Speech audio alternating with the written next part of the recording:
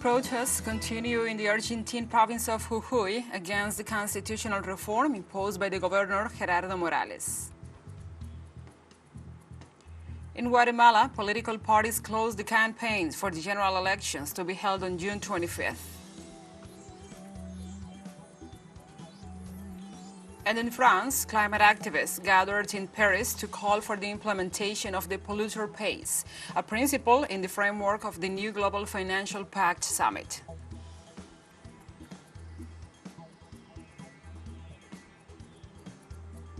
Hello from the headquarters of teleSUR English in Havana, Cuba. This is From the South. I'm your anchor, Gladys Quesada, and these are the news. The protests continued in the Argentine province of Jujuy against the constitutional reform imposed by the governor Gerardo Morales. On Thursday, there was an on and off roadblock in the town of Purmamarca, where indigenous communities, along with the state workers, maintained a camping in the area. Throughout the province, there were 14 roadblocks and the teachers' protests in San Salvador de Jujuy to reject the constitutional reform and in favor of wage increases. At the same time, mining workers marched in the capital of Jujuy in solidarity with the demonstrations. According to the experts, the reform of Governor Morales aims to move forward on the lands of indigenous peoples to extract lithium. At the same time, it criminalizes the social protest.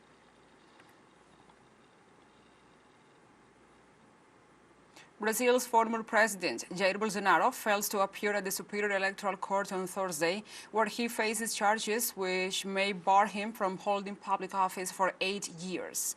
According to the portal G1, the former president decided to travel instead to Rio Grande do Sul to support the Liberal Party, of which he is a member, ahead of the elections. The website indicates that members of the Liberal Party hope that Minister Cássio Nunes Marques, appointed by Bolsonaro to the Supreme Federal Court, will show his gratitude and vote in favor of the former president and avoid a 7-0 defeat.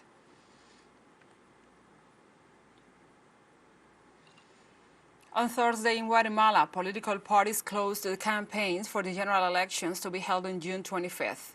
Starting on Friday, the political groups will not be able to carry out proselytizing acts due to the electoral and political parties law, which establishes that 36 hours before the voting, no campaign activity can be carried out. Guatemala arrives to the general elections in the middle of doubts and distrust. 22 presidential candidates will participate, the highest number in the recent history of the Central American country. However, 4 presidential candidates were disqualified. On Sunday, around 9.3 million Guatemalan citizens will go to the polls to elect a new president, 340 mayors, 160 deputies to the Congress, and 20 representatives to the regional and permanent body of political representation and democratic system of the Central American integration system.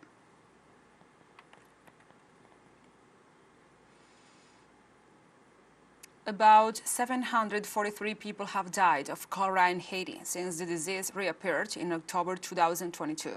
According to the Ministry of Health, more than 3,000 people have been confirmed with the disease, while there are over 48,000 of suspected cases, and at least 42,000 have needed medical attention due to symptoms.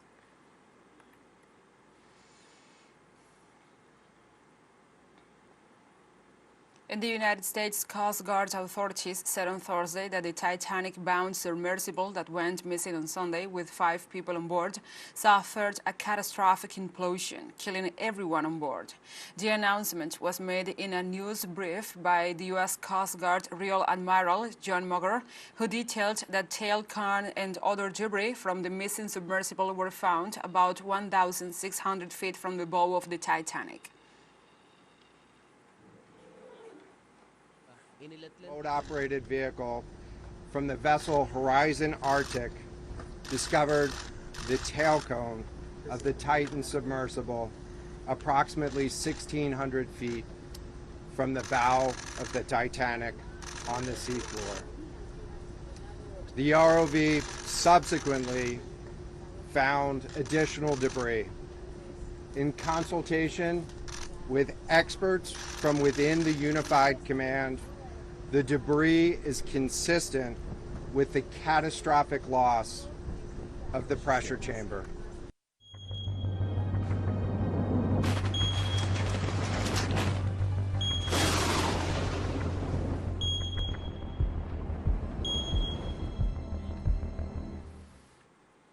Now we move on to other topics. On Thursday, Tropical Storm Brett is expected to hit the eastern Caribbean islands with strong winds and rain that could cause flooding and dangerous waves. Tropical Storm Brett will bring strong winds and heavy rain to parts of the Leeward Islands later today and tonight, the National Hurricane Center said in its 5 a.m. edition update.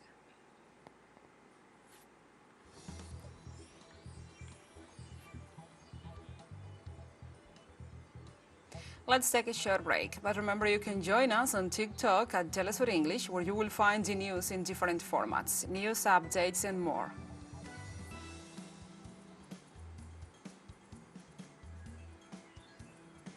Other stories coming up, stay with us.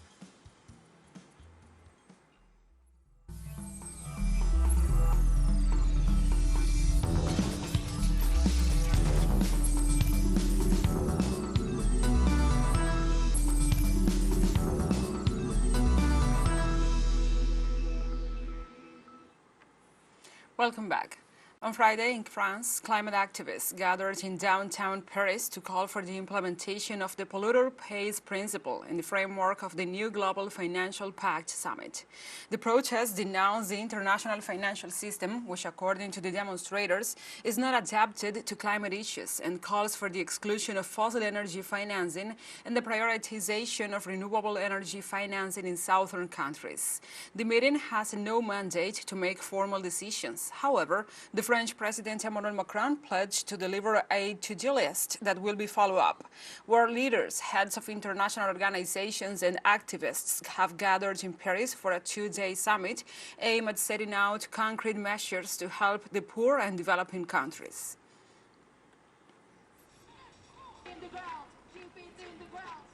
And during his participation in the summit of the new Global Financial Pact, Cuban President Miguel Díaz-Canel Bermúdez condemned the fact that Western powers continue to impose institutions that do not respond to the current needs of the peoples of the world.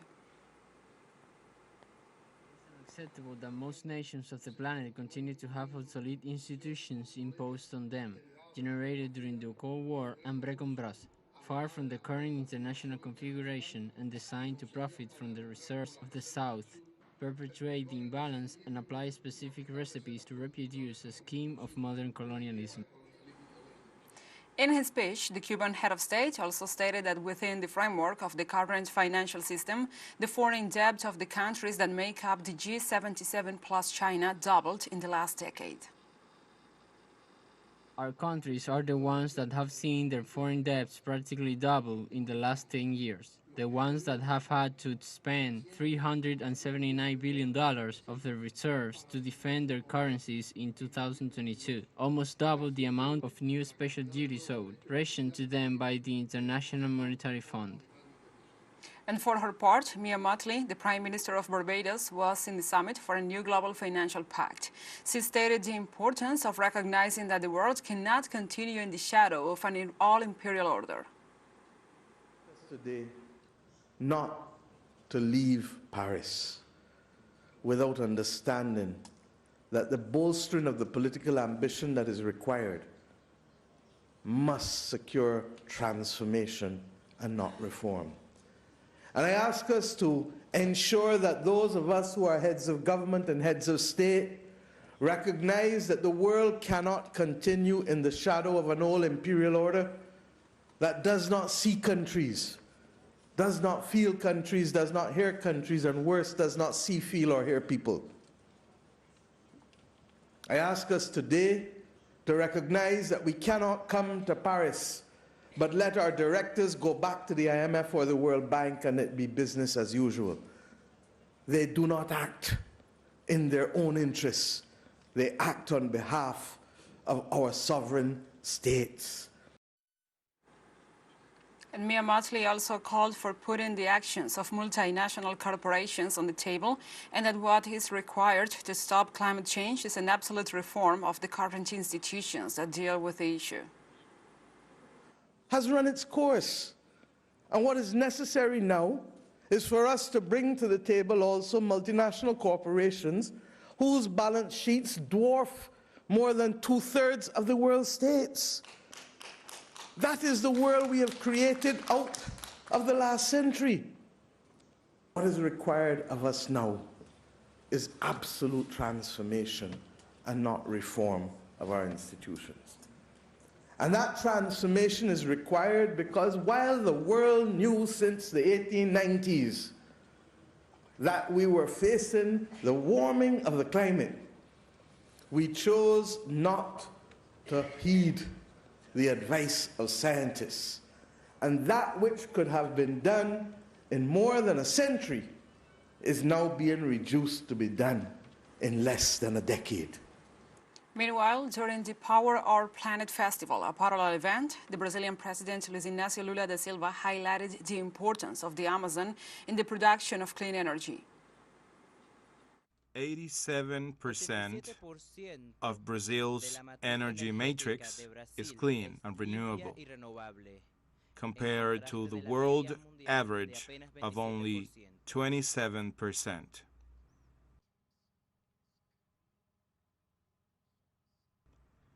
And 50% of the energy we consume in Brazil is already renewable, compared to only 15% in the rest of the world.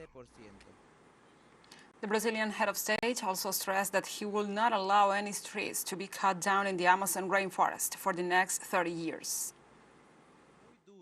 We will be very tough with anyone who wants to cut down a tree to plant soy,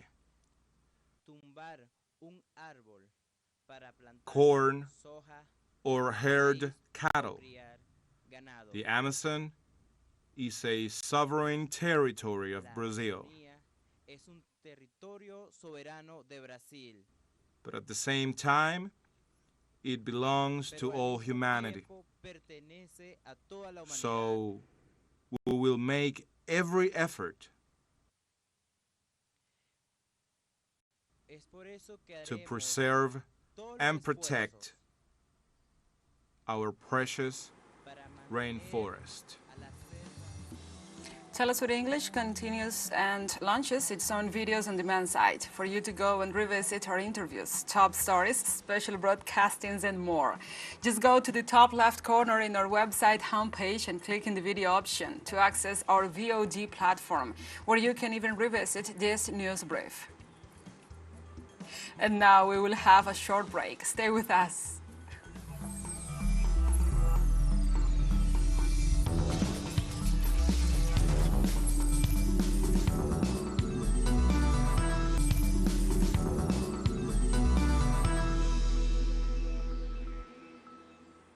Welcome back. The International Olympic Committee, the IOC, decided on Thursday to maintain its ban on the International Boxing Association, which still fails to meet its expectations. The decision to withdraw recognition of the International Boxing Association was reached upon the recommendations of the IOC's Executive Board, with 69 votes in favor, 1 against, and 10 abstentions. For the second consecutive time, the International Olympic Committee will be in charge of boxing at Olympic Games, whose next edition will be held next year in Paris. The International Boxing Association, the IBA, was provisionally suspended in 2019 after several refereeing scandals during the 2016 Rio de Janeiro Games.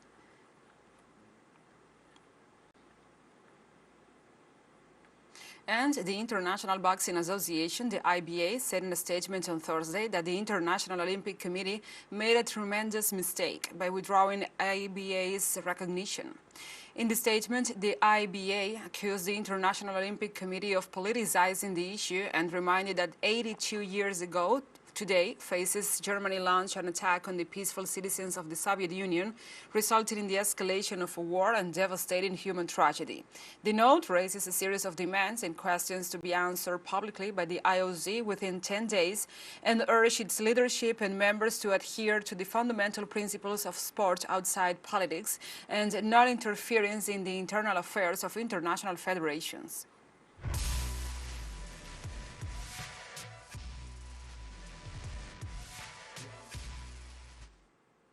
In El Salvador, the Central American and Caribbean Games opens this Friday in San Salvador, a regional multidisciplinary event considered to be the oldest in the world. 24 hours before the opening ceremony, our correspondent Roberto Hugo Presa gives us an overview of the preparations and expectations for the sports festival. Hundreds of workers are working against the clock to complete the renovation of the sports center.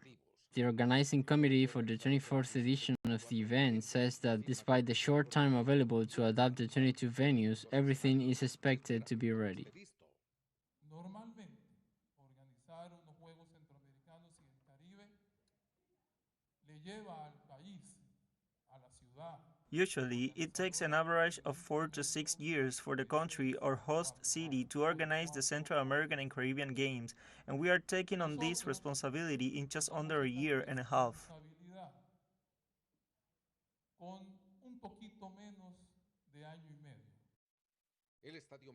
The Gonzales Magical Stadium is one of the places for the competitions, and although the renovation work was not completed 24 hours ago, the opening ceremony is scheduled to take place here on Friday afternoon.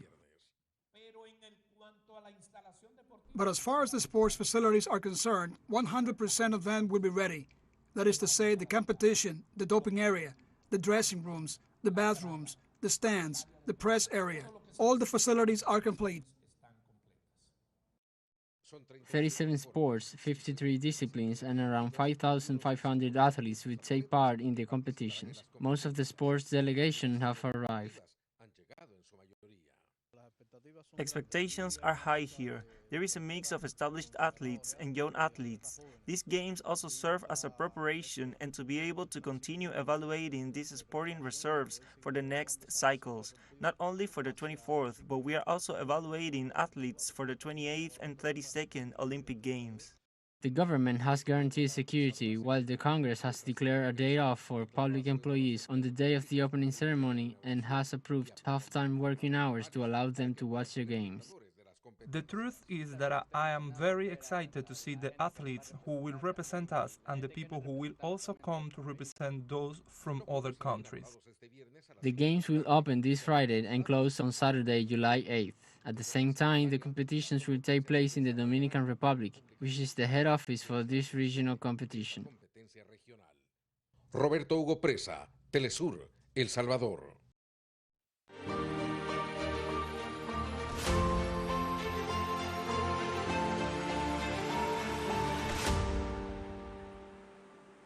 Now we move on to other topics. Russia's Security Council Secretary Nikolai Patrushev revealed on Thursday the results of its country's last counteroffensive against the Ukrainian forces. The announcement was made at a meeting with the President Vladimir Putin and members of the Council. The senior official said the action took place between June the 4th and June 21st, and that 246 Ukrainian tanks had been destroyed, together with 595 armored combat vehicles, 279 combat artillery guns and mortars, 42 multiple rocket launchers, and 2 anti-aircraft missile systems, among other military equipment.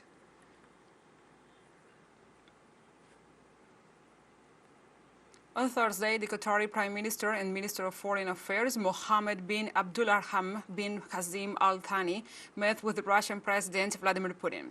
During the meeting, Al Thani asserted Doha's intention to boost cooperation and coordination with Moscow in various fields, stressing that Qatar and Russia have joint interests in the sphere of energy and food security.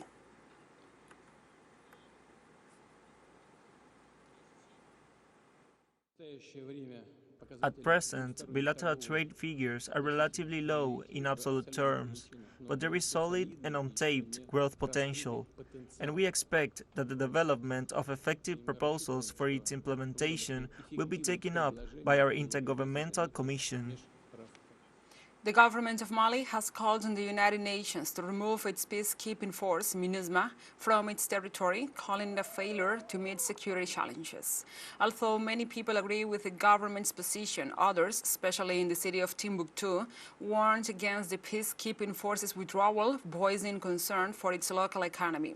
Rebel groups have been responsible for destroying Timbuktu's ancient mausoleums, a priceless heritage from the golden era of Islamic expansion.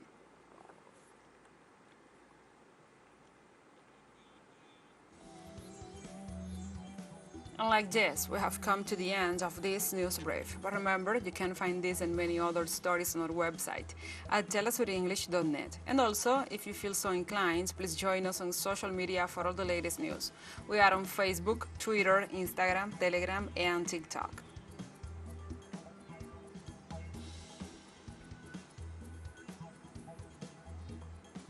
For TeleSUR English, I'm your anchor, Gladys Quesada. Thank you for watching.